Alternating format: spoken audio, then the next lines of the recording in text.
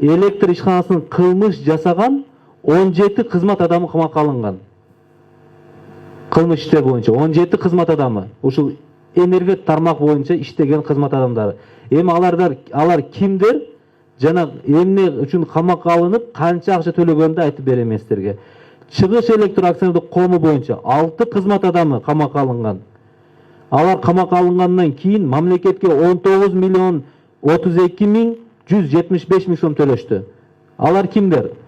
Чыгыш электр акционердик коомунун Нарын филиалынын мурунку директору Жумакадыров, Нарын филиалынын директорунун мурунку орун басары Абылгазиев, Тянь-Шань райондук электр тармактарынын башчысы Баяманов,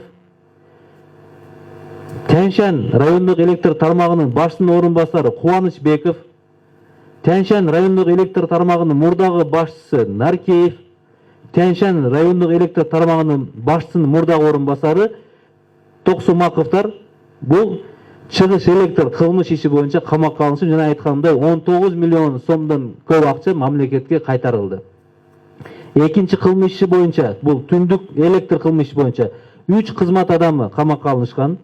Алар мамлекетке келтирилген зыяндын 14 миллион 504 миң 560 сомду кайтарышты. Түндүк электр коомунун башчысынын директору мурунку орун басары бул Жаныбаев, Жайыл райондук электр тармагынын башчысы Такиров жана Бишкек райондук электр тармагынын башчысы Сагындыковтар камакка алынышкан.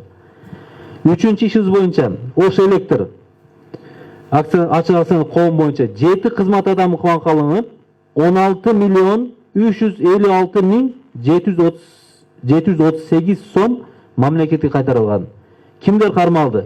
Ош электр ачык акционерлик коомунун мурунку директору Даминов, Өзгөн райондук электр тармагынын мурдагы башчылары Жусуев жана Күрөнүп, Ош энерго сатуу ишканасынын мурдагы жетекчиси Кадырбердиевтер, ошондой эле Өзгөн райондук электр тармагынын башчысынын мурдагы орун басары Камалов, Ноокат райондук электр тармагынын мурдагы башчысы Алимбеков жана Ноокат райондук электр тармагынын башчысынын мурдагы орун басары Ташболотовтор камакка алынышкан бул иш боюнча.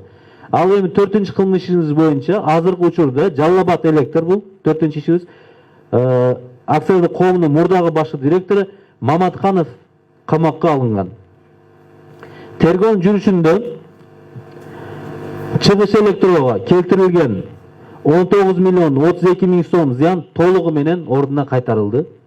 Түндүк электродо 39 миллион сомдон 14 миллион 504 миң 560 сом кайтарылды. Ош электронун 134 миллион 402 миң 234 сомдон 16 миллион 356 миң 738 сом өндүрүлгөн. Бул боюнча жалпысынан жана айткандай 17 адамга кылмыш иши козголуп, мамлекетке 49 миллион 893 миң 473 сом мамлекетке кайтарылды. Чыгыш электр ишканасынын 6 кызмат адамы кылмыш жоопкерчиликке тартылып, учурда соттун кароосуна жиберилип, кылмыш иши соттун кароосунда турат. Калган иштер боюнча бүгүнкү күндө жана айткандай кылмыш иштин тергөө аракеттеринин көлөмү аябай чоң. Ошого карабай тергөө аракеттери жүргүзүлүүдө жана тергөө аракеттери аягына чейин жакындап калды. Алар жакын күндөрдө аягына чыгып соттун кароосуна жиберилет. Жана эми айта кетейин дегеним, кече экинчи маселе кече күнкү Али Токтокуновдун энергетика системасына коррупция жөнүндөгү жүргүзгөн журналисттик иликтөөсү боюнча видео тасмасы боюнча айта кетсем, бул видео тасмада көрсөтүлгөн фактылар биз үчүн жаңылык эмес. Жана айткандай 4 кылмыш иши тергелип жатат. 4 кылмыш ишин алкагында барды боюнча алар бизге белгилүү болгон.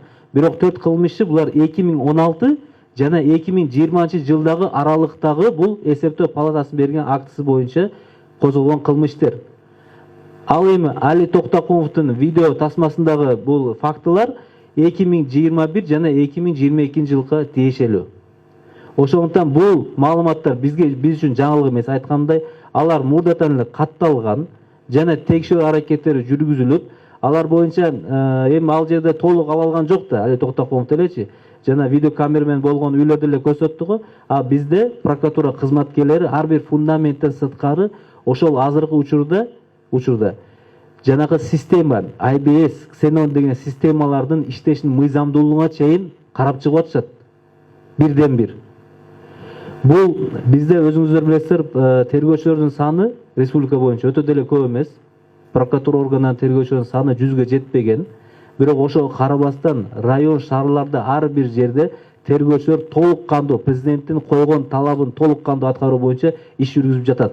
Мына айтканымдай, бул иштин президенттин койгон талабынын 80% толук аткарылып, мамлекетке мына 49 миллион сом өндүрүлүп, бир кылмыш сотко кетти.